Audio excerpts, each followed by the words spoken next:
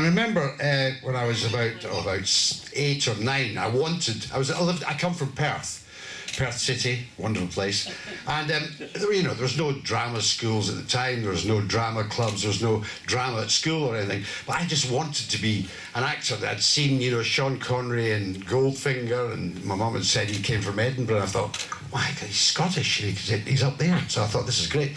And then I wanted to be an actor. And there was a programme. Some people might remember it. Ask Aspel.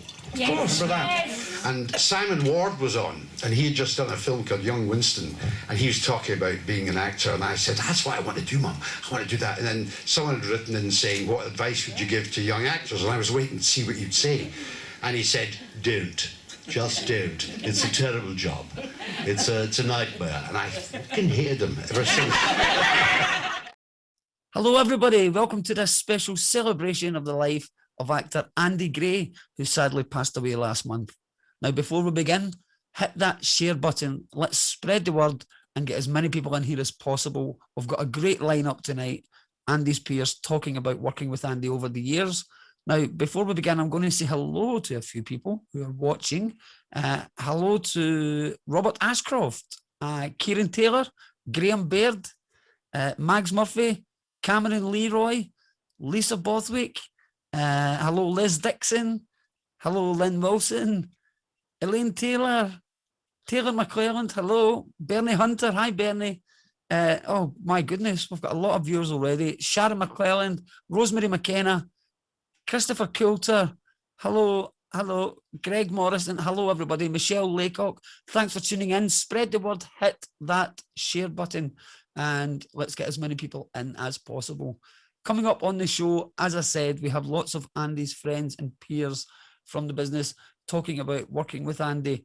Here's a message from Andy's Naked Video co-star, Helen Lederer.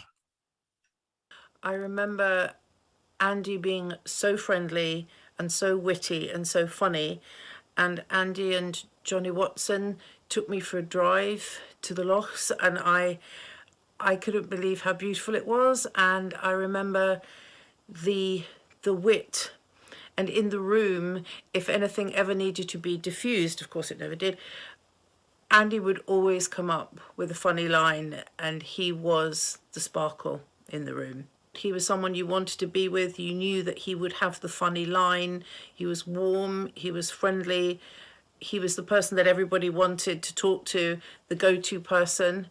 And how versatile Andy was, whatever character was, posh, not posh, Scottish, not Scottish, musician, resistance fighter. I just couldn't believe he was just so reliably funny. And I remember the James Bond sketch, which I was lucky enough to be with him, and the surprise sketch that Elaine, wonderful Elaine Wasilla Black, and then Andy and I went on a date, and the surprise was that we were brother and sister. But Andy played that so beautifully, very subtle, and I count myself very lucky to have known him for a short period of time. I did a really bad show at the Edinburgh Festival, I think about 15, 16 years ago, and very kindly Andy and Elaine came to see it, and we sat afterwards with a drink, and I just remember, I don't think anyone said anything, which was really kind. It was just nice to see him, and after all those years before, and yeah, a lot of kindness shown, a kind, funny, talented, huge loss. We had done Naked Video, we'd done a series of that, and that had come from Naked Radio, which you do every week, and they were looking for a sketch show. The BBC London were looking for a sketch show, and they came to Scotland, and they were kind of, we'll have to go to Scotland, and of course we had one ready made. We had Naked Radio, so we did a TV version of Naked Radio, but then we did that, and then we did City Lights. My first guest was the producer-director of the first series of City Lights, and he's also been the producer of probably most of everything you've ever watched, any comedy you've watched on BBC Scotland, and I'm delighted to welcome Colin Gilbert to the show. Colin, thank you so much for taking the time to join us today. That's my pleasure. Can you remember your first meeting with Andy? Yes. He was recommended by somebody in the Naked Radio cast, I think. It was a sort of very small part. We were doing a series called Laugh, I Nearly Paid My License Fee with Robbie Coltrane and John Sessions. And basically I got on very well with him, and he was very funny doing it. And then, you know, just sort of round about that time, there were a lot of things happening, you know. Naked Radio went into its second series, which had a completely different cast from the first series of Naked Radio. And that was basically the cast that went on to become the cast of Naked Video. And Andy was around. I mean, because we were doing Naked Radio, we were doing Naked Video, and then we were going to do City Lights. So he was sort of there all the time. And I don't remember auditioning Andy for it or even discussing it with him. It just seemed to be like an assumption that he was going to be doing it. I think he made us assume that he was going to do it, so he ended up doing it. And what kind of relationship did you have with Andy? Did you have did it become a friendship, or was it merely a like a working relationship? Well, it was obviously a working relationship first and foremost, but I mean, Andy was a party animal. He loved sort of going for drinks after the recordings and whatever. I remember the very first episode of Naked Video that was transmitted, Andy booked a bar in the leisure centre of the Pond Hotel, and we were all sitting there with nibbles and drinks, you know, because that was kind of the way that Andy saw it. It wasn't just a job and then you went home. It was kind of, oh, well, now we're all going to watch it going out and have a jolly good time doing it. And then over time, because you're working with somebody so much and so regularly, you know, because Naked Radio went for umpteen series. We did a live version at the Edinburgh Fringe. Naked Video did, I think it was 6 series. City Lights did 5 series, you know, so it was a lot of years working with him and all year long, because when you finish City Lights, you'd start on Naked Video, and then when you'd finish Naked Video, you'd start on City Lights. So yes, and then you start getting into the sort of more playful side of it, you know. Andy was keen on practical jokes and things like that, so we would then try and get our own back on him. Can you single any out? Can you remember any? I can remember getting our own back on him. I can't remember any of his practical jokes, but Andy was terrified of rats, and we had a quickie for Naked Video that we were doing that involved a have-a-go hero. And basically it started in close-up of his face, and he was talking about being a have-a-go hero, and as the camera pulled out, he was a disembodied head who had obviously been hacked to pieces by the people he was having a go at. And in this digital age, you would now be able to do that, you know, with green screen wizardry and all that kind of stuff. Well, in those days, we actually had to construct a pavement around Andy's neck, which involved him standing in a manhole while we built this. And so, of course, once he was incapable of moving, we started to postulate whether or not there might be any rats in the manhole. And we had one of the prop men had a small cuddly toy on a string that we had built into the rig, so that it then started rubbing up and down against Andy's leg, but he couldn't move. Very cruel. That would probably now constitute bullying at work. And well, yes, that's absolutely hilarious. Because if it was a prankster, well, that's what happens. If you're a prankster, yeah, you've got to take the consequences. The last time I worked with Andy on a television show, it was actually the last series of Rhapsody Nesbitt about 10 years ago, and we had an episode where Rhapsody Nesbitt was in hospital, and he was sharing a ward with a man whose penis had been cut off by his wife, played by Andy Gray. And he had annoyed the doctors, so they had, instead of attaching it to his leg to keep the blood flow through it, they had attached it to his forehead. But that was the last thing I did with Andy. He was a good-looking guy, and whatever, he loved playing kind of grotesque characters. I mean, we had a character in Naked Video who we named the Pervert, which Andy played with great relish, with his hair parted in the middle and slicked down and sort of drooling and dribbling. And he kind of reprised that in an episode of Rab C. Nesbitt, where he was playing Mary Nesbitt's boss. He was sexually harassing her. It was the episode with David Tennant, and he ends up harassing David Tennant in a cupboard because David Tennant was playing a trans woman, but he didn't realize that.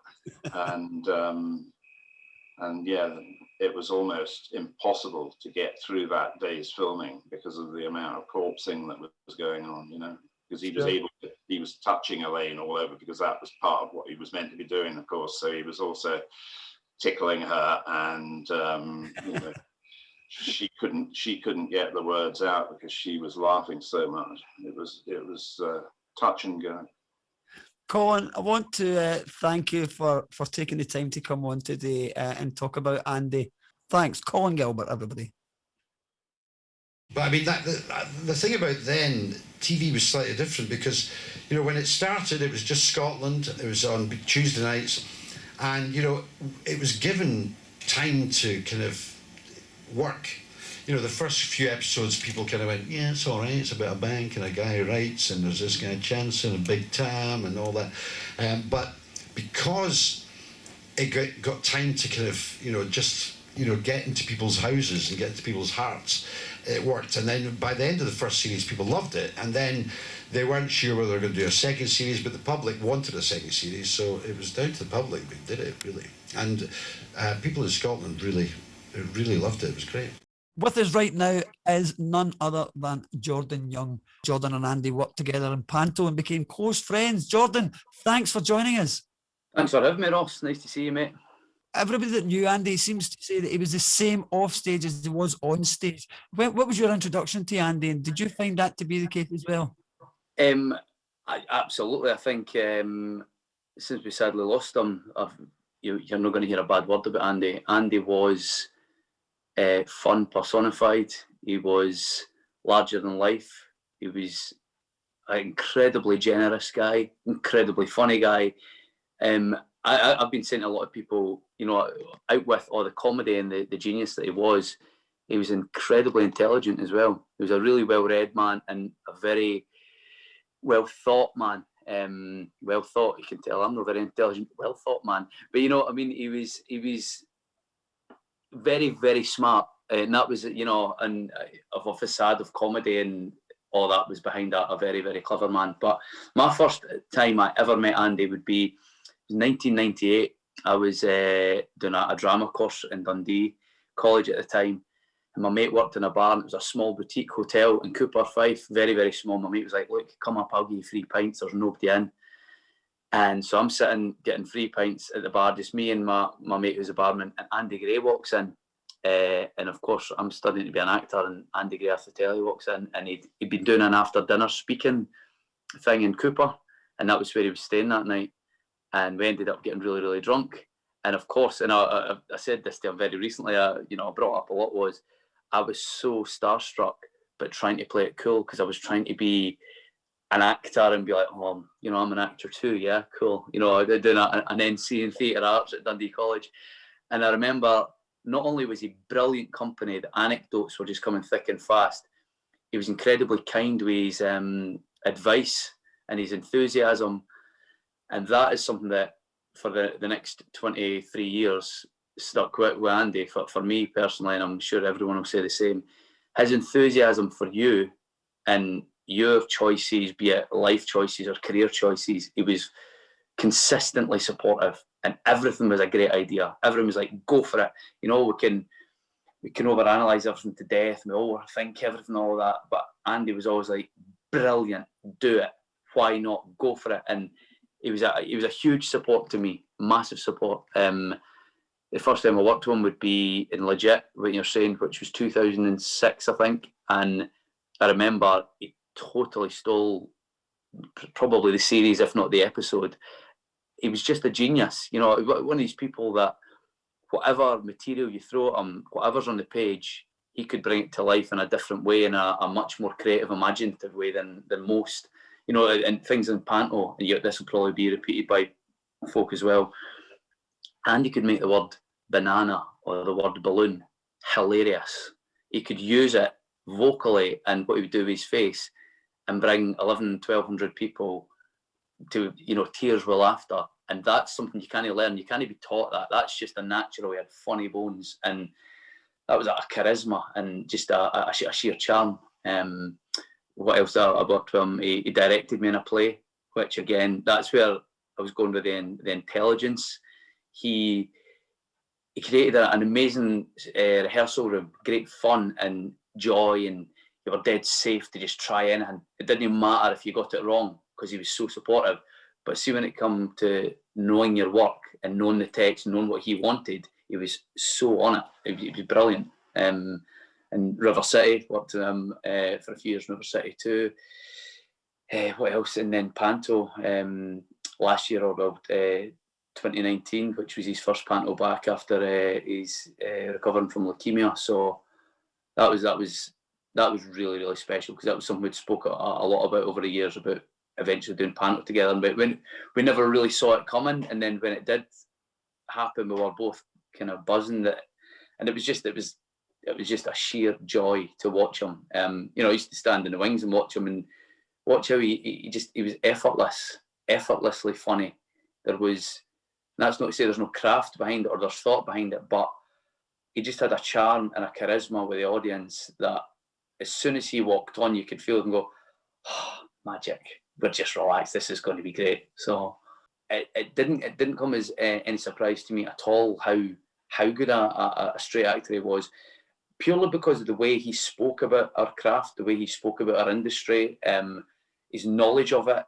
He understood the machinations of it all very, very well. And that was another thing I would say about it. You got no bitterness out of him about, oh, I should have been in Hollywood, or I should have been doing this. I think he was probably very content with where he was, because Andy achieved an awful lot, you know, from Panto to doing films, to doing telly, to doing comedy, to doing theatre, to directing, to writing. You know, I'm sure we all want to do more, but I think he achieved much more than the majority of us ever will. And I think when you pointed out there about Andy's character in Legit standing out, because he was such a big character that he played in that particular series, for me it was the same in City Lights. I think it was Chancer that attracted. At school we would always be talking about Chancer. Yeah. I think as well, it's that effortless thing, but he was bold with his choices. You know, he wasn't scared to go big with things, or, you know, be brash or comedic, because it worked. You know, and that was, again, that's the charm thing, the charisma I'm going back to, and that's like Chancer. I remember Chancer. You know, I was, you know, very, very young back in City Light days, but not that young. He stood out. He really did. And that episode of Legit, which, you know, my mate speaks about that now. You know, my best mate talks about that episode with Andy and how it still makes him laugh. I thought it was genius, and it was kind of character that you give it to another actor, not necessarily would have worked anywhere near as good. But that was his ability. If you could sum up Andy in a few words, how would you sum up Andy? Genius, funny, intelligent, charismatic, and my pal. Jordan, thanks very much for taking out the time to come. Thank you, Ross. Cheers for that. Thank you. I was a security guard. He was a security guard. But I was a masochist. And to make it convincing, that's right. To make it convincing, the break-in, I was in it because they were stealing a monkey, and to make it work, I had to get them to beat me up. but they would never beat me up hard enough. I was going to, come on, hit me like a man, come on. Harder, it's great fun. I'm absolutely delighted to welcome to the show next, Alan Cumming, OBE. How are you? Thanks for joining us. I'm pretty good, thank you. Yeah, not too shabby, still alive. Tell us how you first met Andy. I believe it was just after you left drama school. That would have been back in, what, 1985? Yes, thank you. So I left, the first job I had when I left drama school was Trumpets and Raspberries with Borderline Theatre Company, the Dario Fo play, and I just played a little part in it, and Andy and Elaine C. Smith were the two leads in it. So I think maybe I'd met him slightly before, but that was basically, you know, because we did that at Edinburgh, and then we went on a big tour of Scotland. But it was my first job, and it was actually a really amazing thing to sort of, you know, do a tour like that. I never, that idea of what that's like, but also just to work with people who are, you know, were such, I think Andy was such a great actor. And the last time I saw him was a couple of years ago in Panto at the King's. And I realized that, you know, to be as good a comedian and as idiosyncratic a comedian as he was, you need to be a great tragedian as well, because, you know, there's such pathos in his humor, and like he make you feel incredibly attached and you worry for him, you know, even though you know he's being funny. And I think I really remember that from looking at him, that he had this, and also just the way he used language was incredible. He would like say, you know, he would sort of say lines in such a strange way that was just hilarious, but yet it was also still in the character. And he and Elaine were a great, you know, double act as well, just to pair them. So it was a great thing to spend those months. I was 20 years old, you know, just out of drama school, and to be able to sort of watch people develop and work over a period of time. But I always remember there was a bit in Trumpets and Raspberries where he had to be entirely wrapped in bandages, and Elaine, I think he was in a wheelchair, he was in bandages, and Elaine had to come on and go, oh, my husband, you know, and he was just, he was the most wicked.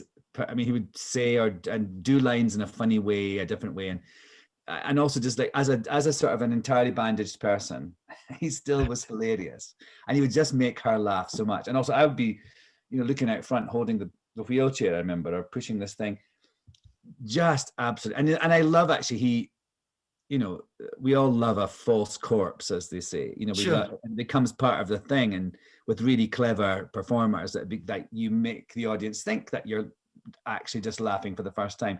You did initially laugh like that once, but you've then incorporated that into the sort of the music of the scene, and he was just like a genius at that. But I just remember, I don't think I've ever seen a cast lose it so much on stage as in that. And that was my first job out of drama school, so it was kind of set the pattern of me just laughing. So that was my first encounter with him. And also, he was such a great person to go out with and have a laugh with, and, you know, enjoyed a few drinks. And then I became his neighbour. Did you know that? No, I didn't know. I knew you were originally, you were from Perthshire. You were born in Perthshire, but you moved to Carnoustie. You were brought up in Carnoustie. So where were your neighbours in Perth? No, in Glasgow. After Trumpets and Raspberries, we were neighbours in a building in Dundonald Road. Dundonald, yeah, is it in the West End? Is it? No, yes, Dundonald Road, I think it is. Like it was an old house that was built, made into flats, and he lived there. I lived there with my girlfriend. He lived there with his girlfriend. And so yeah, I would see him on the stairs. And I remember one time we both got locked out. We both locked ourselves out drunkenly. We're both on the steps, kind of like going, oh dear, you know, buzzing the door. I think we had to buzz the man who was the landlord, who lived on the top floor, to let us in. So that was not received well. And like I said, that last time I saw him at the King's, you know, I was sitting away back upstairs, and it's that really great lesson in, you know, a raised eyebrow, but from that distance, he's just got such a great, you know, physicality, and that incredible face. It was funny, actually, because I saw him at that time in Edinburgh, and I just, at that point, I have a place in Perthshire, and so I knew he lived in Perth, and so I was like, oh, you know, we've got to get together. Next time I'm back and I'm around for a bit, I'll give you a ring. So we swapped numbers again, but we never got around to it, you know, because, funnily enough, though, this is what was why, in a way, hearing about his death was so shocking was that I was in Scotland. I was in my place in Perthshire, and I was just before Christmas, so the end of 2020, and I heard on the radio on BBC Scotland him and Elaine talking about they were repeating City Lights, that sitcom that they've both been in. And so they were on the radio talking with Janice Forsyth, and they sounded in great form. And I'd known Andy had been ill and everything, but I remember thinking, oh, that's great. He sounds really good. He sounds really, happy and well. And so that was why it was even more shocking that, then I was back here in America. It was actually Forbes who called me and told me only seemingly a few weeks after that. I mean, I think that's, a sort of what I think about what is a true star, is someone who's sort of so idiosyncratic and that you think, what, they're fascinating. And I always think that stars are not necessarily people on stage. They're people, you can have a waiter who's a star, or someone, that it's anyone in any job, but there's something about them that is so unique that you're drawn to them. You want to find out more about him. And Andy was one of those people for sure. Allan, it's been a real pleasure chatting to you, and I want to thank you for taking the time out of your day to come on and talk about Andy. All right, thank you very much. Thank you for including me. It's really nice. In Scotland, certainly, Panto's very much part of our the history of our music hall and comedy anyway. Which you're a fan of as well. Which I'm a big fan of, yeah. So I mean, that's where it originates from in Scotland. Panto's and unlike a lot of other theatre, Panto, the great thing about Panto is it's immediate, and the audience are such a big part of it. And as an actor as well, even doing straight plays, Panto is a great learning place. It really is, because if you could do 2 shows a day and make it look as if you're enjoying yourself and real, and you can react with the audience, then you can do anything. Hamlet is a doddle after that. My next guest is one of Andy's closest friends, and of course one of his fellow Panto stars. I'm delighted to welcome Allan Stewart. Allan, thank you so much for joining us. Pleasure to be here. Pleasure. Now, there's so much I could ask you about Andy Gray. The first thing I want to just go straight in there. What was it that you noticed about Andy that was special, and when did you notice that? Well, it's about 20 years since we started in the Kings together. And I really didn't know much about Andy. I hadn't seen him in City Lights. I just knew everyone talked about him, and everyone said he was a character. That was the one thing I knew when I met him. And he's one of those people that it's immediate. You just like him. It's likability. And I've always said likability is one of the most important things in show business. I said it to another friend of mine who became very successful. That was Ross King. And as a young T-boy in Radio Clyde, he came in and I said, "You've got likability." He must have thought, what? Anyway, Andy had that in spades. You just immediately liked him. And I've seen that. And we could be sitting in a restaurant, 4 or 5 of us, and somebody would just stop to talk, and you would see women and girls just kind of like hanging on his words. He just had something special. And that is one of the things he had on stage. There's an expression that I love. You come over the footlights. I can see people that are really, really talented and really good on stage, but they don't come over the footlights. And Andy did. He walked on that stage. And that was probably one of the first things I noticed when we started working together, that we had this rapport that just worked without us trying. We didn't try to do it. Nobody said, "You and Andy are going to be doing this kind of a double act together for the next 20 years. We wouldn't have believed them. So he could do that immediately. And the other thing was he could make a line that wasn't funny, funny.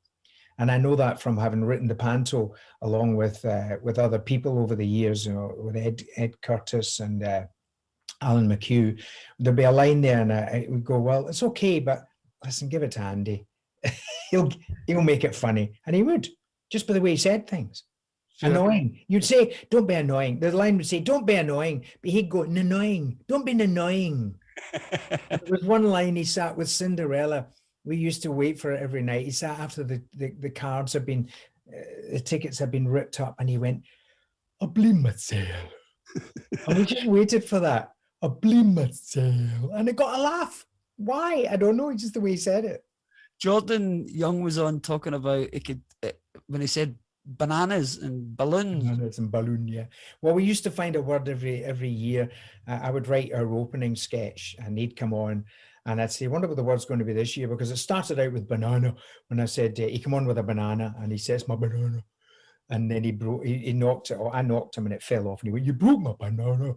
And then the next year it was balloon, and then last year or two years ago it was he went off and he had a crash, and he said, "I fell." So I knew when I was writing the sketches for him which word he would pick on, and he always did. I didn't have to tell him; he just went, "All right, that's my word for this year." I know there's probably hundreds that you can choose from over the years, but can you pluck out any sort of funny stories, anecdotes, or just fond memories of being with Andy? It's one of these situations, as you say, there's hundreds of them. And also it's in the telling of them. Again, when it happened, it was because Andy would have just said it off the top of his head, and it worked. We used to love getting the 2 o'clock in the morning message, which you'd wake up to the next day after his 3rd or 4th bottle of Prosecco. And hi, my partner, I love you. And I just wanted to say it because when you get home, there's nobody. You just want to phone your friend. You wouldn't have a clue what he was talking about, but you would roar at them, and you'd send them back to him the next day, and he'd go, "I don't remember doing that." You know, and you get these regularly 3 o'clock in the morning. We used to do right through the whole lockdown. We did a Zoom. The Panto boys, Jordan, Andy Pickering, Grant, myself, and Andy did Zoom every Thursday night. And because he had been self-isolating or shielding, which was even worse, he could do nothing for 8 months. So he wasn't even like me here with Jane and the kids and Grant and all of us having our partners. He was just there stuck in a house. So he got so excited every Thursday when it came along that he would start on the Prosecco at 4 o'clock in the afternoon. So by 8:30, he would come on and we'd go, "Hi, everybody." Go, "Ha, ha, ha, my friends are." And that would be it. He wouldn't stop talking. And we'd all be looking at each other in the Zoom thing saying, yeah, we wouldn't get a word in. So we had some incredibly funny nights. Tell us about the last job you were working on. Well, we had been going to do the Edinburgh Panto, as we had been doing for so many years. And as we got closer to it, we realised that Edinburgh just wasn't going to open up in time for us to be able to do even a socially distanced one. So Kudos got in touch with us and said, "Do you fancy coming to Milton Keynes?" And it was going to be with Claire Sweeney and Lee Mead and a full cast. And it was lovely because Michael Harrison, who's the producer of Kudos, he had billed us on this bill. I mean, nobody in Milton Keynes has a clue who Andy or I are. And they billed us as Panto royalty. And it was great because there was everybody there, just so-and-so, and Panto royalty, Alan and Andy. And it was great because we walked down there into the rehearsal room. We had Andy Pickering, who was our own MD from Scotland. We had John Nichol, who was in the corner, who was from Scotland. We had Ed Curtis, who was a director. It was like we'd arrived like Panto royalty with our own entourage. It was just fantastic. So we had 10 days of amazing rehearsals. And when I say amazing, it was just like, we were just straight back into it. Everyone in the show was great fun. And we'd been obviously 8 months since I hadn't done a stroke for 8 months. So it felt like, well, we are working again because we were working the room. Andy and I, especially Andy, works the rehearsal room. He has people in fits. He always has had. And we had all the English people sort of roaring and laughing. So we thought, oh, might have been off work for 8 months, but we've still got it. And I would have loved to have actually got on stage, even if we'd only got 2 or 3 shows in. But the Tier 4 situation came in on the Thursday. I fell off stage and smashed my leg in. It's a lovely thing for a man to say. I got my heel caught in my underskirt and fell off the stage. Well, they say break a leg, but yes, that was perfect. That was a perfect example of it. So I then went home a day earlier than everybody else because I had to go to the doctor, and they all stayed and did the technical rehearsal, which I don't know why we did it, but they did it for another 2 days before they went home. And I look on it as probably being the bullet that I dodged, because I went home early. Andy and Alan McHugh stayed on, and they both got COVID. Oh, dear. And Alan McHugh had it quite bad, but he got over it. And poor Andy didn't. On behalf of the nation, we offer our condolences, because we know how close yourself and Grant were to Andy, and we've got Grant coming up next. And I think everyone in Scotland, including Andy, would want you guys to carry the torch, and I hope you continue to do so. Well, yeah, it's going to be the hardest, I think, rehearsal period. It's going to be the hardest opening night we've ever had, because even when he was ill, we knew, Grant and I, we did the show, and we had a fantastic team around us, and it went really, really well, and everybody loved it, although they missed Andy, obviously. But this time, we hoped he was coming back, and we knew he would come back, as he did. But this time, we're going out there knowing that he's not coming back, and that is going to be the hardest thing.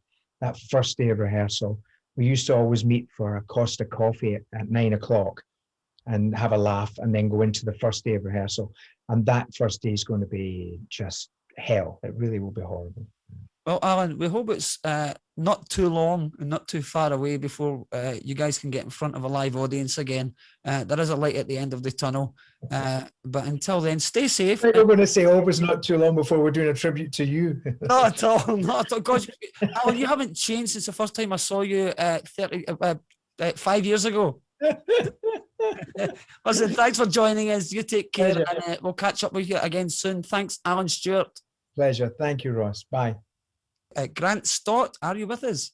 I am indeed. Hello, Ross. How are you? First of all, condolences, Grant. We know how close you were to Andy, and thanks for taking the time out to join us for this show. Yeah, no, it still doesn't feel real. I'm sure a lot of people are kind of feeling that at the moment. Certainly that's how I'm feeling. I mean, it's funny, you know, you look at yourself at this time of year normally, and we would have just finished working together at the Kings, and so it's not unusual for me to be away from Andy right now. We would sort of take our own downtime and do our own thing. So, but it's just that fact that he's not at the end of the phone, which was a common occurrence between the two of us. So yeah, still absolutely coming to terms with it, but it's still a shock. Still really is a shock. How much influence did you take from Andy? Because sometimes when I hear you speaking, I can hear Andy, and I don't know if it's just if it comes naturally, or if it's just because we're hanging out so long together, or if it's just you are just like that because you're so close.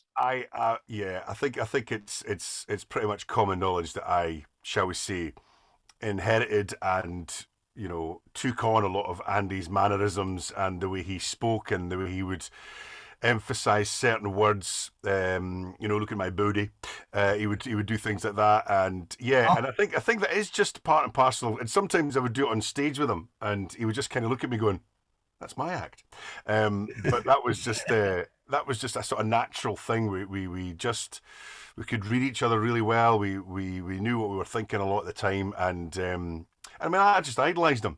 You know, I think that's probably how I would sum it up, is that I looked up to him. I was a fan of his on the telly in the 80s, and then, you know, fast forward 10 years or so, and then I started working with him on stage, and then we progressed to working at the Fringe together. So yeah, I idolized him as a punter, watched him on telly, and idolized him as a guy who worked with him on stage, and then as a partner as we became latterly. A lot of people recognize you from radio and as a presenter, but for many years, but you always had this bug to get on the stage, didn't you? And tell me about how you and Andy you first met, and how it blossomed into you getting on the stage, because I know Andy helped you along the way with a lot of advice. Yeah, and that was very typical of Andy, and what has you know, the more I've been thinking about him of late is just how generous a performer and a person he was. Because one of the first conversations we ever had was at a bar. It was a hotel in Edinburgh. I just finished Panto here at the Kings in Edinburgh. He'd come down because he knew the owner of the place, and we met at the bar, and I was a wee bit starstruck, and we clicked. And within half an hour of getting chatting, he was like, "Oh, he said to me, we must work together." He says, "You should come and do Panto in Aberdeen," because he'd been doing it up there for a couple of years now. I'd love that. I says, "That'd be great, but you know, I'm working down in Edinburgh on the radio and things like that." But that was one of the first things I remember him saying to me: "You should come and work with me up in Aberdeen." And we just had that little click. Anyway, circumstances meant I never went to Aberdeen. He came to Edinburgh, and he'd worked for a year with Allan, and then Allan went away to Wimbledon. Then I worked with him with Gerard Kelly and Peter Pan, and then Allan came back, and with the three of us for the very first time. So we kind of worked. I'd worked with Allan, Andy'd worked with Allan, I'd worked with Andy. But the first time we all came together as a three was in 2000 in Dick Whittington, and once the three of us got together, that's when it really kind of took off, and you know, we became big pals, and it became a regular thing at the Kings. And then to sort of break away from that, as you said, I did always hanker. I was always going to go to drama school. That was my plan when I was all the way through high school. 4 O grades and 2 hires. That's what you needed to get into drama college in the 80s. And then I left school, waved goodbye to everybody. I'm going to be an actor. And it didn't happen. You know, the first sort of real reality check I think I had in life was when I got a knockback from every drama school and drama college right up and down the country. Glasgow, the Royal Scottish Academy, as it was then. Queen Margaret here in Edinburgh, which is where Andy had gone to himself, all knocked me back. So I kind of thought that had gone. And then through doing panto with him, and he knew that I'd wanted, because I didn't just treat panto as a gig to do at Christmas because I was that guy of kids telly or the local radio. I really wanted to learn, and I really watched everybody around me, and Andy kind of picked up on that, and a couple of people had said, you know, you should go and do something together. Eddie Jackson, for one. And anyway, and I was having this conversation, and it's become a bit of a running joke now, but I was in Andy's dressing room one Christmas and saying, you know, I love doing panto, it's fantastic. I would just love to do a play. It's that thing just to see if I can actually get out on a stage and do a bit of proper acting. But I don't know how it would ever happen. I don't know who's ever going to ask me. No one's ever going to ask me. And quick as a flash, Andy just said, I'll do a play with you. Why don't I do a play with you? And those words still ring through now, and they were so important. But to him, it was just like a natural, generous thing. Well, if I can help you, he didn't need to work with me to do a play, but he was like, well, let's us do a play, because he knew what it meant to me. We got on well together, and it was like, well, you know, let's see what we can do, and that was the beginning of our partnership at the Fringe, and I'll never forget that, and that generosity, you know, because he was taking a risk. You know, I had nothing proven other than these years on stage as in the panto with him. Mm-hmm. And he was there by my side throughout the rehearsals and throughout the whole process, you know, because as you know, putting something on, as we learnt as well, is a big, you know, there's a big undertaking, and there's a lot of steps to get to the opening night. And Andy was there with me and guiding me through, and I learnt every night, you know, and I think we totted up. It was there was over 1,600 times we were on stage together over the years of doing the Fringe and all the sort of panto performances. Alan Stewart said to ask you how many hours it was. He said you would know. well, the hours thing. What Alan's referring to was that tight 3 that we had backstage at the Kings, and we worked it out just during Goldilocks and the Three Bears, because we would generally. You'd come in before the half for the matinee, so you'd have 10 or 15 minutes in Andy's dressing room for a blether. How you doing? What you've been doing today? What's going on? And then we would have the 15-minute interval, and then we would do the same again before the show at night, and then the same again during the evening show. So that was it was half an hour during over and above the matinee, half an hour at night. So that's about an hour per day, 6 days a week. So we worked out it was about 42 hours over any one season of panto. The three of us would sit and talk pish, and that is the sum of it. But it was unmissable, because we would sit in the same seats. We wouldn't move. Andy's OCD wouldn't allow us. Once Andy did something once, that's how you had to do it for the entire run. And if that meant sitting in that seat, and so Alan had to sit over there, I would sit here, and Andy would sit on his couch over there, and that was the dynamic of the three of us. And we did that for years and years and years. The same way we did a pre-show hug before our first performance of one run. Three of us just went, let's have a group hug before we open the show, and we just gave each other a big massive hug and screamed out. And we had to do that every single performance, matinee and evening, and we've done that for 10, 15 years. Wow. And Andy and I would have a wee fist pump before we went on stage at the festival. That became our thing. He would look up, and I had a wee superstition that I would always look up to my gran, because that's what I did the very first time I walked out on stage. We just looked up, because she died when I was about 8, and Andy did something for his mum, so we had these little. And I got that from Andy, this sort of superstition of that goes with a show, and I've kind of got that. I've again taken that from him as well, and you know, all his little tiny superstitions I now sort of feel once I've done it once, I must continue to do it. We have our Zoom with the boys, Alan Stewart, Jordan Young and Pix, who's our MD, all through lockdown. The 5 of us would Zoom every Thursday night after, we'd have a wee clap for the NHS and whatever, and we would get a bottle, and I would sit here, right where I am now, and we would all have a Zoom, and we did that every single Thursday after the 8 o'clock clap, and we kept that right through, right up until he went down to Milton Keynes. And there was could we do it on Friday? Because no, we've done it on a Thursday 8 o'clock. We can't change the routine. Couldn't change the routine because Andy's OCD would go into overdrive, so we had to stick with that. But yeah, stickler for routine. Now, I must mention, lots of people will be wondering why there's a Superman outfit behind you, because everybody knows Andy was a big Batman fan. So he was a massive Batman. And this is very early on. I would say, "Oh, you like Batman? I prefer Superman." He'd be like, Superman. So he couldn't equate that, but that's how that was it. So I was always more of a Superman fan than a Batman fan, and so, Andy, if you were buying him something for his birthday or for his Christmas, I would get him something with Batman, and likewise he would always get me something with Superman, and that's what he got me. He got me a Superman bathrobe one Christmas, and so that's going to be its permanent place now. I'm even looking around now. I mean, Andy, again, I talked about his generosity as a man with regards to what he did for me professionally, but I'm sure many other people who work with him will back this up. But he would just buy you stuff. He loved being generous. He loved giving you a gift, and I've got this coaster here, which is sat in this sort of little makeshift studio of mine, and has done since I put it together. And this was a coaster that he bought me. Still got the price in it, £2.50. He bought me this when we were up in Ullapool on tour. We did a tour of Kiss Me Honey Honey, which is the first play that we did together. Yeah. And we took it up to Ullapool, and we drove all across Scotland, just the two of us. And that's what you do. He would buy you a wee. He says, that'll always make you think of me and you in Ullapool. And I still have it. And I can go around the house, and there's little things that he's given me. There's little gifts that he bought, and yeah, he was just such a lovely, caring, generous, brilliant pal. As I said to Alan, I think the nation will be, and Andy would want you guys to, carry the torch. It meant a lot to, you guys meant a lot to him as well.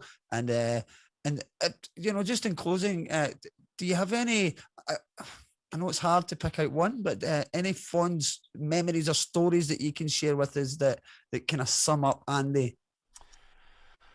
Oh God, how long have we got? I mean, is this a week-long broadcast that you're doing here? No, there are so many, and I'll come off this and think of another one, and then I'll think of another one 5 minutes after that. But there was one story that we always talked about, and it was just before we did our first play at the Fringe.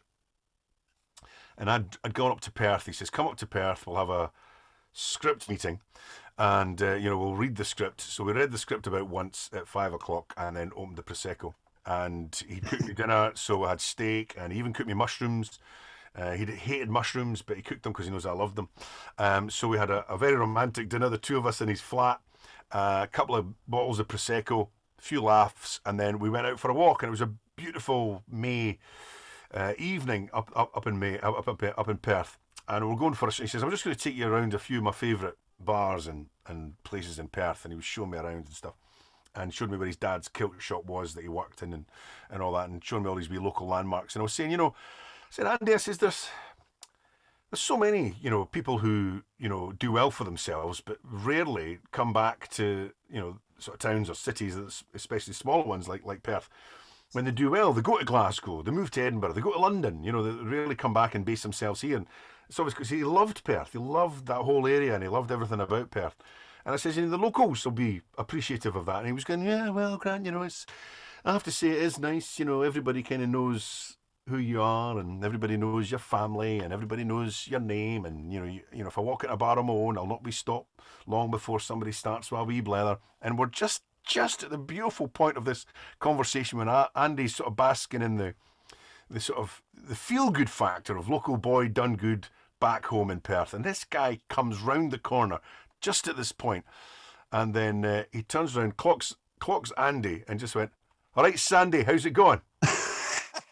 At that point, it was a timing thing, and Andy immediately went, no, it's not, it's Andy. Oh.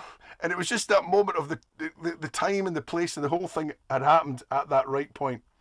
And I felt my knees. I was on the pavement, absolutely howling, because it was just one of these perfectly timed little horrible moments that go wrong for you, and it went wrong for Andy. And we talked about this all the time. All right, Sandy, just and it's that whole thing. You can never ever get carried away with yourself. You can never ever get too big for your boots.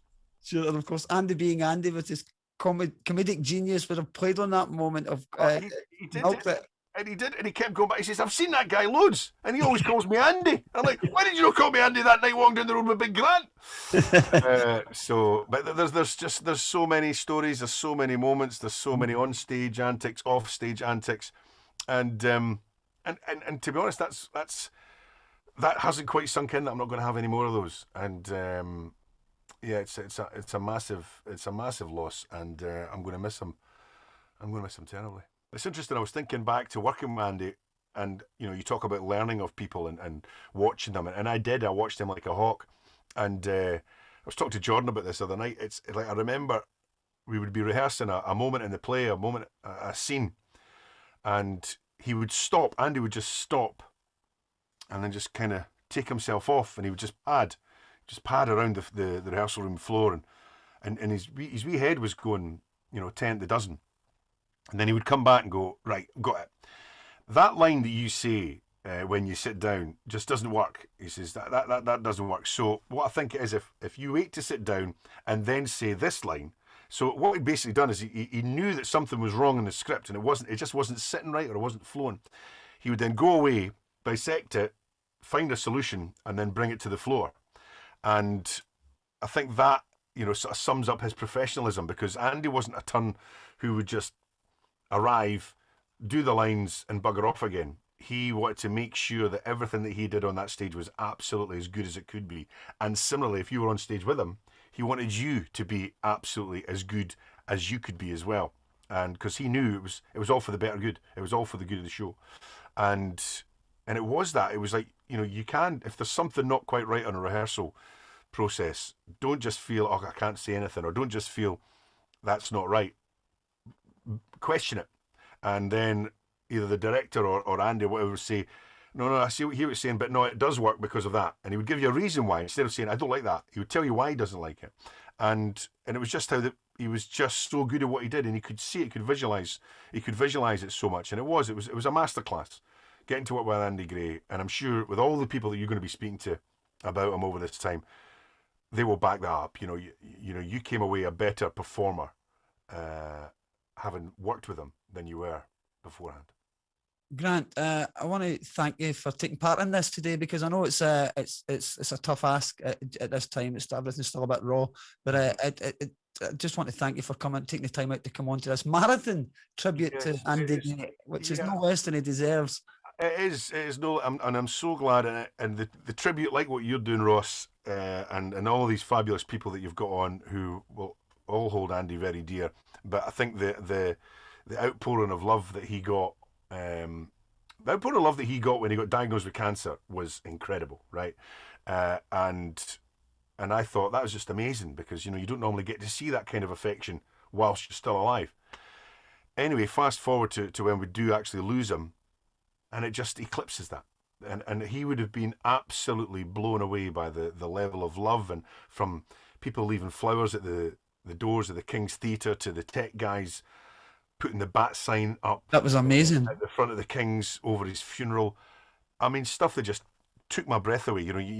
Grief hits you in waves, and you'll be getting along business, doing your day, and then something will come and hit you. All these little things, the flowers at the King's door, the bat sign at the theatre, messages that I've been getting, let alone what poor Claire and his partner Tamara have been receiving as well. But I was, getting cards, and it's just, the love for him was utterly phenomenal and well deserved. And I'm so glad that Claire, particularly, and we Anna will be able to hold on to these lovely things that have been said about him, because he was a real one-off, a very special man.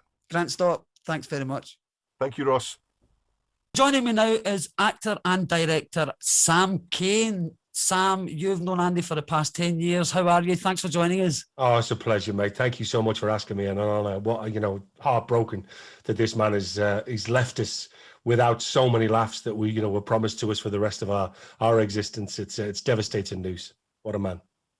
Now, gonna just begin first of all by asking how you and Linda are doing, because obviously we know that you were one of the first people in the UK to be highlighted as you know, with this horrible illness. How are you guys doing now? That's right. Yeah. We'll go back to last March now. It's been a long recovery. There's no two ways about it. But you know, so much better now. Looking down the barrel of a gun at one point, you know, and thank God we stayed on this mortal coil, and we're okay. Linda's a lot better than me. I've got the old underlying asthma, so my breath, you'll see me catching breath every now and again. But apart from that, you know, just getting better every day. Thank goodness. Well, you're looking well anyway, and in good spirits as always. And you know, a lot of the people watching will know you from shows like Brookside, but you also you do mainly directing now. Tell us about some of the stuff you did with Andy and how you first came to meet.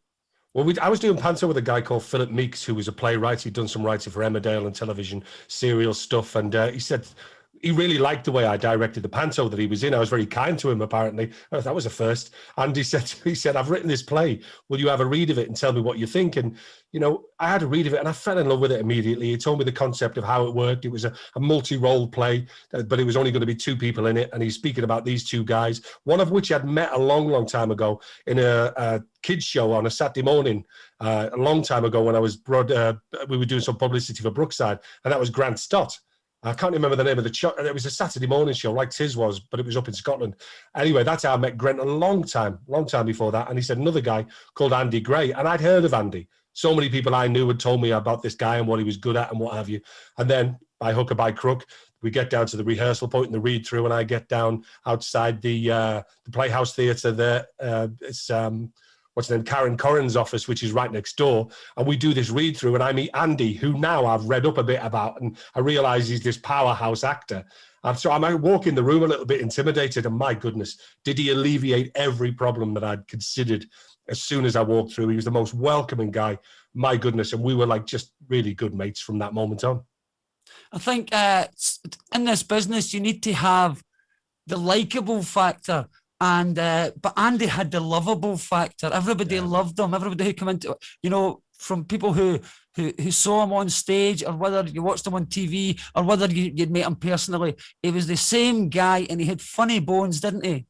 You know, it's so many levels that you fall in love with people, and with Andy, you could literally be rocking and crying. I mean, I have to use this all the time. That was used more when I was with Andy Gray, because when you laugh, it just restricts your lungs for some God knows reason. So I was just like literally falling over, laughing 1 minute, and then just having to use the hanky to wipe my eyes because he was break my heart the next. And he would emulate that within his performance as well. It's the only actor I've ever seen that could do it to such a level that people didn't know which end of the spectrum of emotion was going to come next. But they knew as soon as he hit them with both, this was going to be a tough ride. My goodness, he could deliver a performance like no one I've ever known before. To the point I remember saying to him in the rehearsal room, I said, the problem you've got, mate, I said, your 50% is better than everybody else's 120%.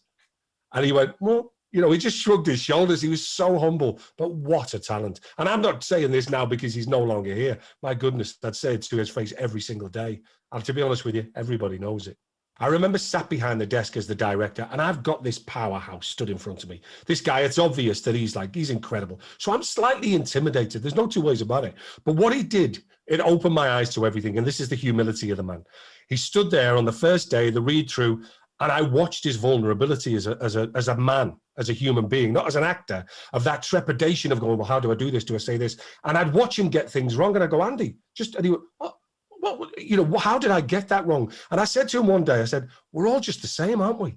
We're all just scared up there, and slowly but surely we build the confidence through the rehearsal, and then we realize, oh God, I am good at this, I forgot. But that vulnerability and then I was going to say naivety, then it's not naivety, it's complete knowledge, but it's only one word. It's the vulnerability and the humility of him. That's two words. Just it resonated so massively in everything that he did. To watch him be unsure of himself when everybody else around him was kind of like hanging on his coattails. He was our lifeboat dragging us through. But even then he'd say to me, he said, you're thinking of things I could never think of. You're taking this to places we never think of. So we bounced off each other really, really well. And my goodness, we had a few moments as well where we bounced off each other in the opposite direction, because he was a man who stood his ground. But he was also, in as much as that he would stand up with his idea, if you gave him something that was perceivably better than what he thought of, he would completely back away and he'd go, yep, you're right. Well, let's do it that way because that's better than the way I thought of. So that is massive, certainly from my point of view, because that's the way I perform as well. It's all about coming out with the best possible outcome. And Andy was all about that. The guy was a supernova. He flew past, and everybody that got a whiff of it, you know, it was with them for life. Whether it was long or whether it was short, he stuck and he made his mark wherever he went. God bless him. I'm getting emotional now. He was an incredible human being, you know, I'll never forget him getting undressed in front of me in the rehearsal room, and he had those underpants on with ball bags on the back of it. And I was like, what?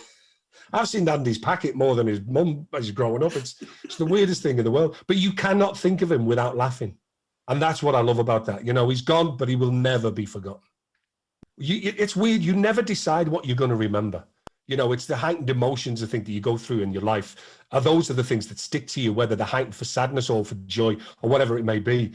And it was just constant, you know, where like you've just been plugged in and you're in a fuse, you know, and you're one of those, what's this thing with all sparks come off it. That was what life was like around Andy Gray, because I'm thinking about the rehearsal room now and I'm just pulling a face to become another character, and me just literally pissing myself laughing, just not being able to talk for the next 10 minutes because me and Grant were on the floor and he was going, I only pulled a face. And that was it. It was just, he could just do that and he'd have you. You know, there was one point in the rehearsal, and it was a really tough story, this, because Andy's character was so multifaceted, as well as playing all the other characters. But the main hub of it, he'd lost his son in this storyline. And there was one point where he told the story of how he was hiding it and the story of how he'd lost his son. And he broke down crying. And he had us all crying in the room. But I said to Andy, do it again, but try not to cry this time. Try to hold back the tears. So we see that you're desperately trying not to cry, but you can't, you know, hold it all back. Oh, Jesus Christ, every time I saw it, I was, you know, when you sob when you're watching something, but this wasn't sobbing. I was trying to catch my breath. I was broken down. The man broke me with his performance. He'd go, Jesus Christ, what are you acting? But that was it. It's what he could do. The ability to do what he did without even thinking about it and just walk in and become that. And that, you know, it reverberated through the rest of his life. Because he would just, whoever walked in the room, Linda met him. She came up and he was like, in awe, I'm meeting Linda Lusardi, you know. And Linda was going, my God, he's like one of the most incredible people you'll ever meet. That's what he did to everybody, literally everybody. Sam, thanks very much for taking the time again to join us. It's been really nice talking to you. Yeah, thanks, Ross. Cheers, mate.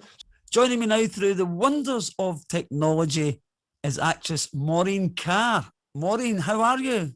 Hello, I'm fine, thanks, Ross. Yeah. You know, I was looking at the cast list for City Lights, and I couldn't believe the amount of people who have actually appeared in City Lights, and you were one of them. What do you remember about that? Well, the thing I remember is I got the job and I turned up with peroxide blonde hair, and Ron Bain, the director, said to me, "What have you done to your hair?"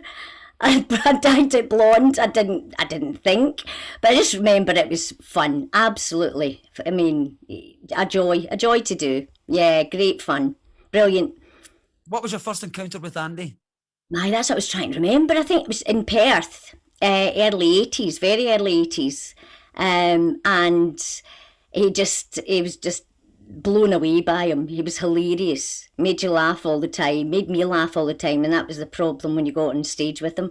I didn't work a lot with Andy, but I did do a play called Can't Pay, Won't Pay, Dario Fo, adapted by Alex Norton, and it was fantastic fun with Stuart Hepburn, Nan Downey and Sandy Morton and Andy Gray.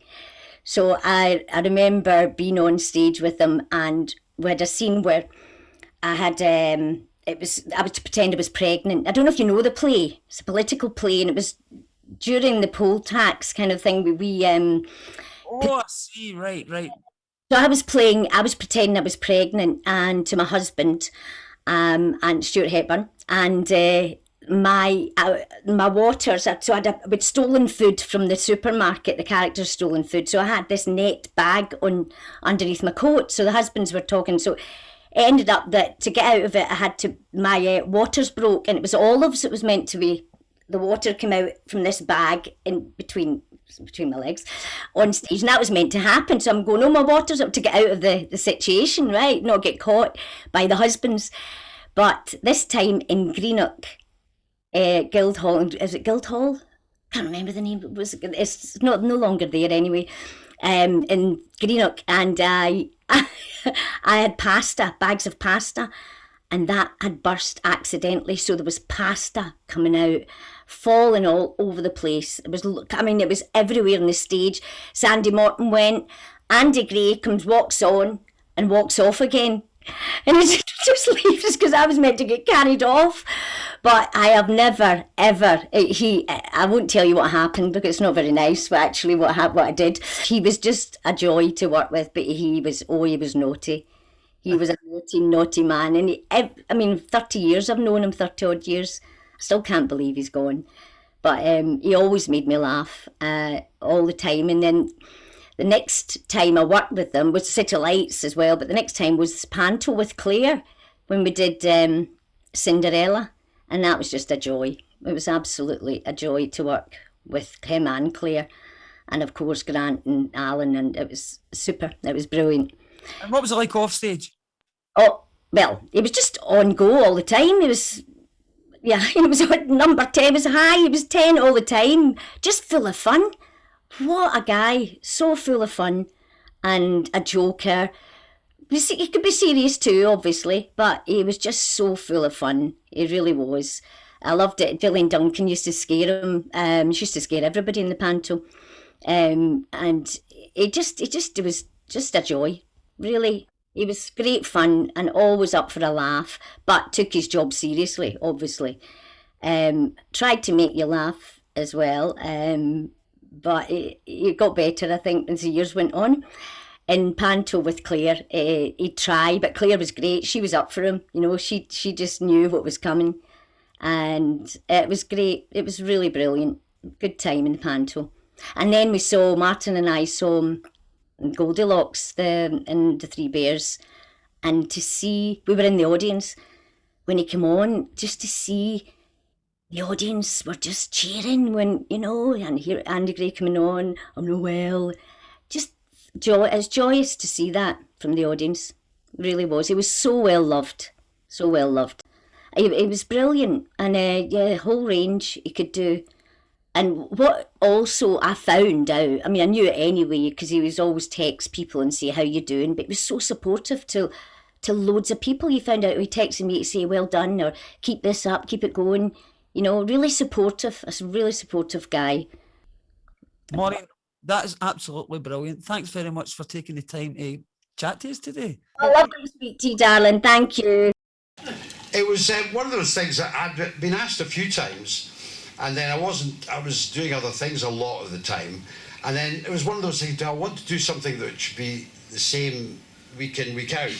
Because I quite like what I like about acting is, or do what I do as a term, is doing something different all the time. So whether, something in the Fringe or Panto or a radio play or a part in the television, 2000 Acres Sky or something like that. So I enjoyed that aspect of acting, and I wasn't sure about doing a soap. And then they asked, and I thought, well, and one of the producers said, well, we've got this idea for a character who's a bit of a jack-the-lad, and he's a bit of a rogue, but he's a nice rogue, and there's no harm in him. And so I thought, well, it's Chancer, so it's a slightly fatter, balder Chancer. Thanks. So I thought and the part was lovely. I thought Pete Galloway, was a great character to do because he was all those things, and it was a great opportunity to work with GAYLE as well. And work with all the guys on River City, and I loved it. I loved doing it. It was great, week in, week out, and there was always something happening. And then, we did, interesting storyline about the bipolar thing and all that, which was interesting to play. But I just loved because there's a very strong camaraderie on the show, because we're there all the time, 7 till 7 every day. So it's a great atmosphere, and the crew are the hardest working crew this side of the was So thanks very much. And she's away for a jobby, right? Andy Gray there talking about his role as Pete in River City. Now, the producer he was probably talking about in that clip is joining us now, Martin McCarthy. Hello, Martin. Thanks for joining us. Hi, Ross. Thank you. Andy was talking there about initially getting offered the role of Pete, and he said there, well, it's Chancer. You know, would that have been yourself he was had that conversation with? Yeah, we did have that conversation also with Kieran Hannigan, who was the exec producer at the time. What had happened was, Ross, was just before that, I wrote and directed a play with Andy called God Bless Les Lockhead, where Andy was one of the 3 actors in it, and he was brilliant in that play, fantastic and funny. And when I went back to River City, I was basically saying, I think we need to get this guy in if we can. So we wrote a character who was originally called Motherwell Kev, and it was meant to be a former guy from Ravenscraig who'd worked at Ravenscraig, and a number of things, because I come from Lanarkshire, that originally was the character. But then obviously Andy Gray, the fantastic Andy Gray, isn't from Lanarkshire. He was from Perth, and that was how Pete Galloway sort of got born, through talking to Andy about it and looking at what impact he had as an actor and as a person, and how could we play to his strengths. And how much of the role did Andy bring to the role himself?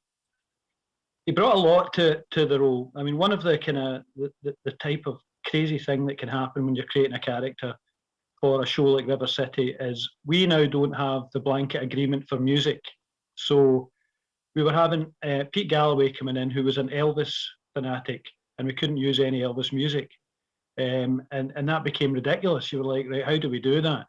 And it was Andy that came up with a lot of the ways around it, and a lot of the other tracks. He was a fan of Elvis, but he was also a fan of anybody who was even remotely like Elvis. So all of that, Pete Galloway's Elvis stuff, his car, his sports car was Andy's idea. His belt, the way he did his hair, the way he did his eyebrows, the button on the shirt that was down, he won more than probably any of us would have ever attempted in our lives. That was all Andy. He just said, Pete's a guy that will push the envelope. He's a guy who will always try to go one step more than everyone else. That was all from Andy. One of the questions that Kieran Hannigan, who was the exec at the time, asked me was, can Andy do series stuff as well as comic stuff? Because most of the stuff that Kieran had seen Andy in was comedy. And I had said to him, in the play that Andy had just done with me, where I laughed every day from morning till night with what he did, but he had one speech in it which told you why his character was the way he was and why it was all coming from a place of kind of pain. And every single time he did that speech, I had tears in my eyes about how real it was and where it came from. So I said he can do whatever we give him. And he really proved that in some of the stuff with Caitlin was some of the best stuff I've ever seen in River City, I think. And also the stuff he did with Mikey, so Mikey was a paranoid schizophrenic who Pete befriended and then went on the run with. And it was Ron Donachie that played that. And you were looking at 2 actors at the very top of their game all the way through that. How they rehearsed it, how they worked together, the same as he did with GAYLE, who plays Caitlin. I mean, she talks so highly of him from that point of view of how involved he was, how much he gave to all the series stuff. He enjoyed doing the series stuff because it showed that he could do it. But, you know, as soon as cut was called, he'd be out with a wisecrack. That's the way Andy was. Martin McCarthy, thanks very much for taking the time to join us this evening. You're very welcome. Thank you. My next guest also worked with Andy on River City, and he's with us right now. Stephen Purdon joining us. Stephen, thanks for coming on the show and to pay your tribute to Andy Gray. No worries. Thanks for having me, mate. Thanks for having me. So was River City your introduction to Andy? Was that when you first met him? Yes. I first met Andy. He was down for a costume fitting down at Dumbarton at the studios at River City. And instantly we just got talking, and within 10 seconds I'm giggling and laughing just the way Andy made you feel as soon as you were talking to him. So from then on, man, we got on really great, and we had a lot of things in common, like good with the same taste in television stuff, Like, he introduced me to like Peaky Blinders and stuff like that, and I couldn't wait to get to work the next day to talk to him about it. Do you know what I mean? Once I'd watched like 2 or 3 episodes, and we just got on great. And I remember some stuff we done together in River City. God, man, there was a scene we done, me, Andy, and Sanjeev, and Jerry Miller, and there was one camera on Sanjeev, another camera was on me, Jerry, and Andy. And me and Andy just could not stop laughing for about 15, 20 minutes. We just kept buckling during the scene, and poor Sanjeev, it was on him. And it got to the point where me and Andy had to put our jackets over our face because we just couldn't stop laughing. And that was Andy. Like, when you were on set, as professional and serious as he was, taking his work very serious, he never took it too serious to a point where you were intimidated or you felt you couldn't relax and have a laugh. And he was just, his energy was just unbelievable, and his personality, and just every time I was with him I laughed, every time. Lots of people talking about how great an actor he actually was. Did you learn anything from Andy as an actor? Did he give you any advice? Yes, 100%. Especially stuff him and Ron Donachie done in River City. That was phenomenal, that stuff. But later on, after Andy was ill and stuff, and he was getting back on his feet and he was at the hospital, I was doing the Benny Lynch play, and Claire was doing it, Andy's daughter. So me and Andy got talking quite a lot. And we had a few problems pre-production, like doing that before the show got off the road. We had a few problems, and Andy was just a great sounding board for me. He always kept in touch. And when he got to the hospital, I drove through to Perth, and we sat for a full day together. And he just gave me so much advice, because I hadn't done theatre for a long time since River City was starting and stuff, so I hadn't done a lot of theatre. And he just gave me so much advice, and he helped me through it. And it was a challenging time getting Benny Lynch off the ground, getting the actual play up and running. And Andy was just absolutely unbelievable, to the point where if he was healthier, I wish he'd directed it. Do you know what I mean? Because he was his eye for detail and everything. He helped me. And even when the show was up and running, he sent me a wee book about boxing and signed it and stuff. And he was just always there, man. I could just phone him or text him, and his advice was great. And knowing you've got somebody there that can just, have had any problems at all, he'd pick the phone up. And just sitting with him when he was at the hospital was a great day in itself. Probably the last time I seen him. Would you like to have worked with Andy in Panto? Because you're obviously a big a Panto veteran yourself. It would have been, I mean, that would be the dream, do you know what I mean? Working with Andy and Grant and stuff. I've seen Andy in Panto, and he's the kind of guy who just walks on the stage and he can have the audience in the palm of his hand without even saying anything. And that in itself is just testament to the man. If you could sum Andy up in a few words, how would you sum him up? Talented, generous, just an absolute gentleman.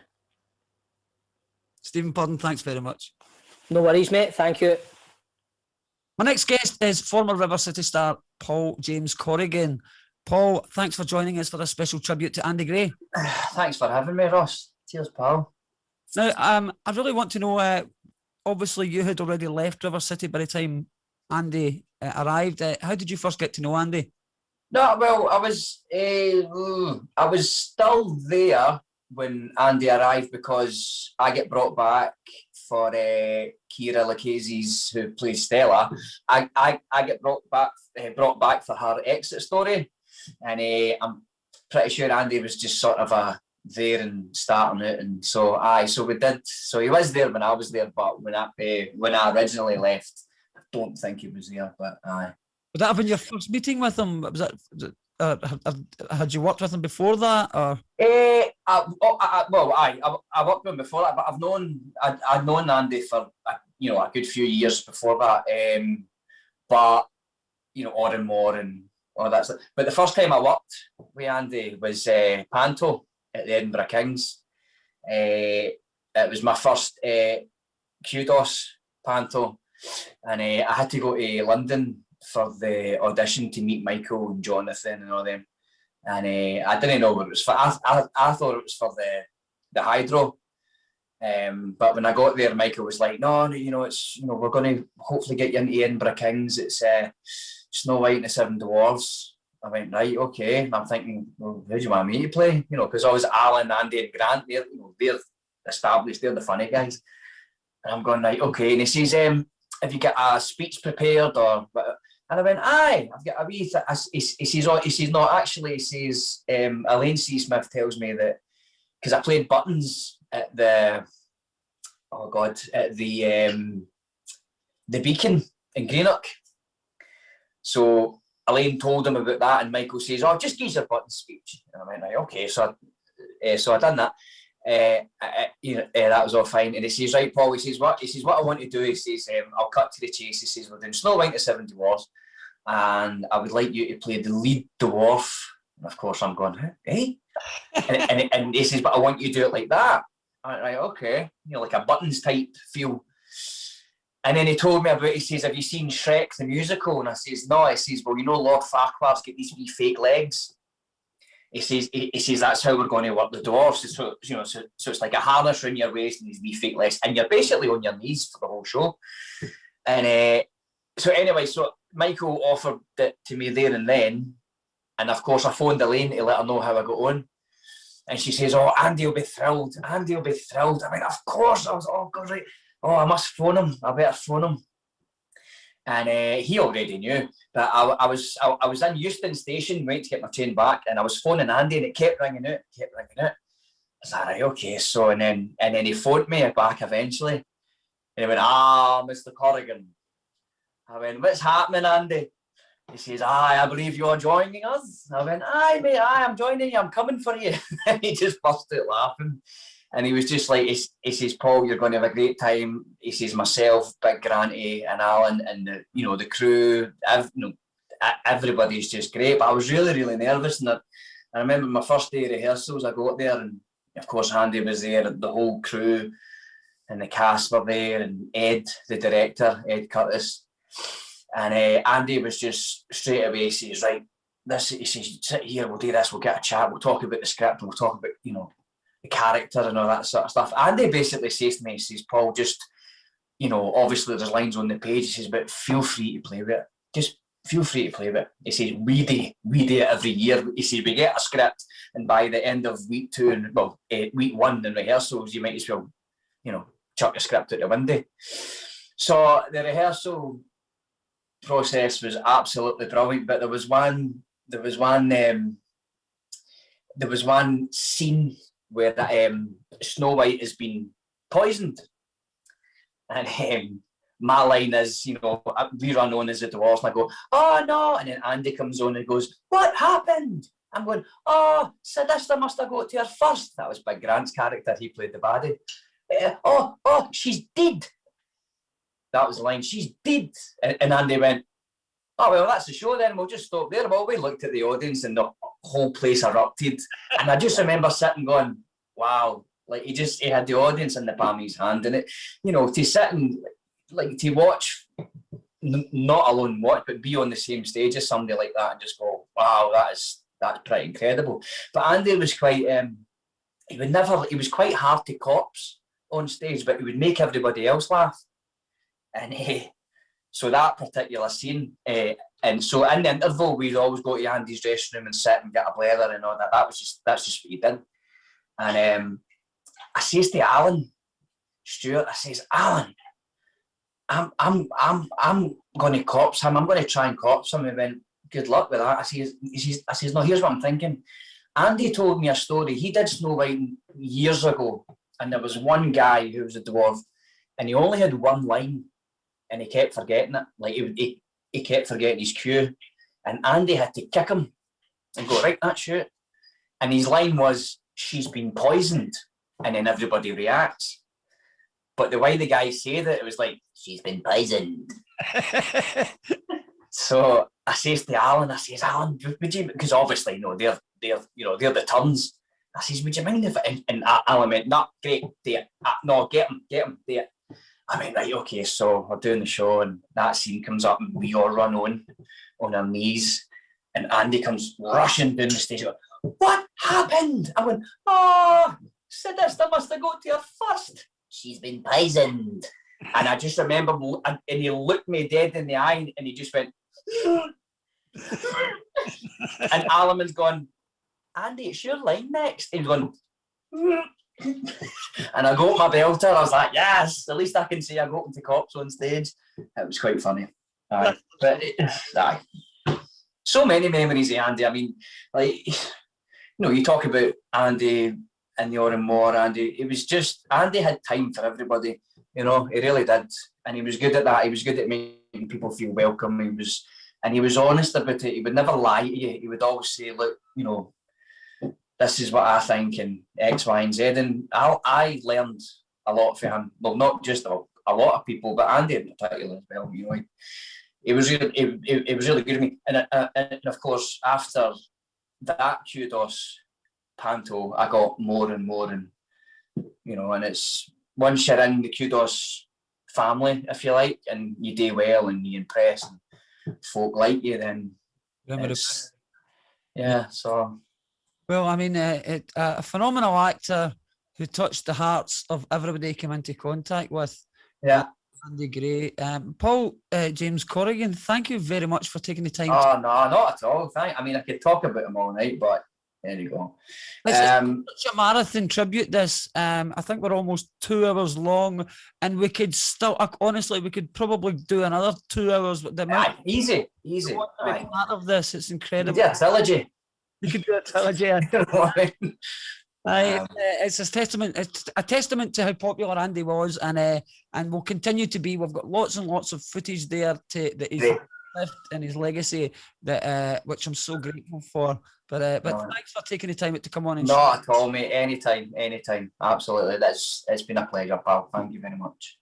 My final guest this evening is also a member of the River City cast. In fact, she's joining me from Shield Inch right now. GAYLE Telfer Stevens on Zoom. GAYLE, thanks for joining us.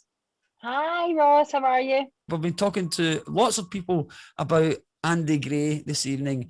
Tell us about your first encounter with Andy. So I had never met Andy before, and although he was a real fixture of my childhood and programmes that he was involved in and things that I'd seen over the years, so he was a real part of our kind of family life with City Lights and Naked Video and all the rest of it. Anyways, I was slightly starstruck when I first met Andy, and it was on this set that I'd never encountered him before. And we were to do a scene that was outside my house, and I was to he was basically chapping the door for Drew, and I was to have a massive fight with him. So that was our first ever scene. And he said, I just remember him saying, "Right, all right, darling, that was all right, that was good." So we enjoyed it. Obviously, like the first time we ever met, but I was totally starstruck and totally in awe of him, and yeah, it was pretty fantastic, because that first episode that he comes in, it's been repeated actually, he was just amazing, and I just showed everything what he could do as a performer. So it was pretty special. I didn't actually realise at that moment of what kind of my life with Andy was going to entail and how special it was going to become actually the next few years. So I just never knew from that point, but I knew it was I'm telling you it just now because I remember it really vividly. So he was just all about that, and obviously you work obviously with so many people, and he was just all about working together, making everything great. We've got scenes next week we need to look over, so we just kind of put our head right in amongst it, and he was always, "Darling, see if you try this, that'll be good there," and always giving you more on what you had to do than himself. Always did, always encouraged. He was actually just in the acting community they talk about feeding, and it's only now when I look back and I think, God, what an amazing opportunity that I had, because he was just such an amazing person and such an amazing feeder, because he would, encourage his counterparts every step of the way, and that's who he was totally as an actor and as a person. Did you ever get to see Andy working on stage? Yeah, I did actually a few times. So obviously stuff with Grant at the Fringe. So when he first came in here, it was April time, I think, and by the summer I was seeing him at the Fringe, and we'd go through and see like the pantos as well with my wee girl. So yeah, I did. I saw him. I heard about his many kind of catchphrases for the panto before I'd even seen the panto. So when I went and seen all these kind of wee looks, and I loved watching them.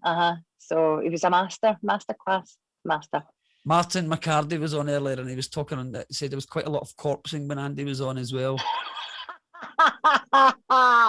This is what keeps you going, you know, is like, it's the memory of the fact that you were so lucky to even have had the time that I did with him, and actually to be regarded in his life as one of his people. Do you know what I mean? That was the thing, because he was just I can't even say it. Every day was a pleasure. It really was. And it wasn't until he left that I really noticed. There was a big grieving process when he left this building, never mind the building, you know. So it was just so much fun. We had so many laughs, and everything was really good around us. We always made sure we'd have a nice lunch, and do you know what I mean? Or an icebreaker. If things were getting a bit too tense in here, we'd go up to get a coffee, you know.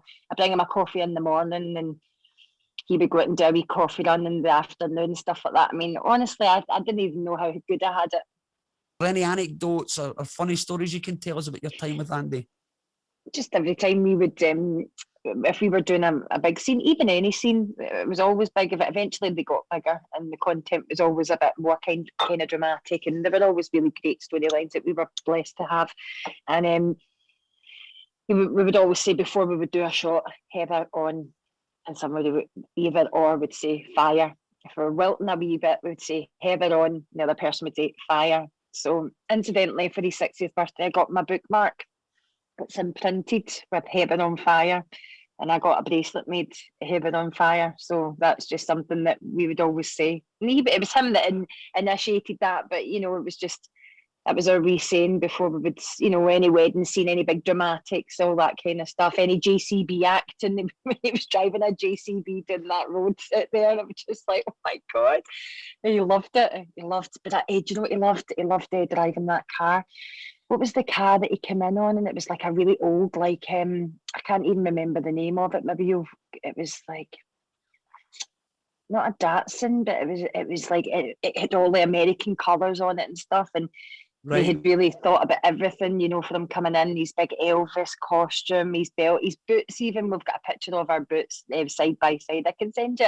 And he had cowboy boots. And I said, I want a pair of his and hers. I want a pair of cowboy boots. And we got a pair of cowboy boots. So, you know, there was just loads of wee things that, yeah, we kind of can look back on, and, you know, memories are good.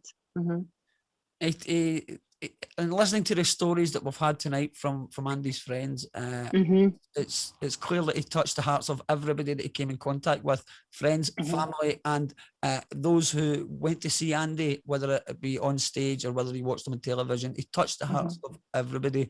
So in closing, I would just like to ask you how you would sum up Andy, and you know, what's your everlasting memory? What would it be?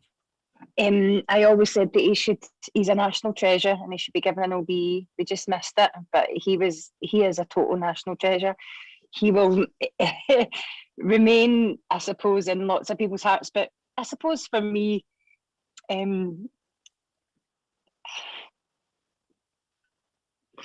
but he will remain a big part of my family, in fact, and my wee girl and my man just absolutely loved him, and I did too. But I suppose when you work so closely with somebody on screen, that they become part of your family. So just to sum him up, it's just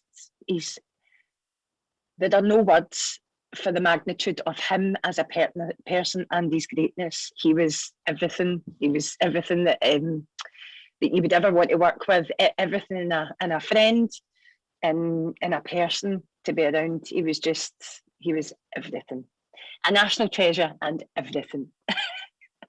Gayle Telfer Stevens, thank you very much for taking the time to talk to us today about Andy.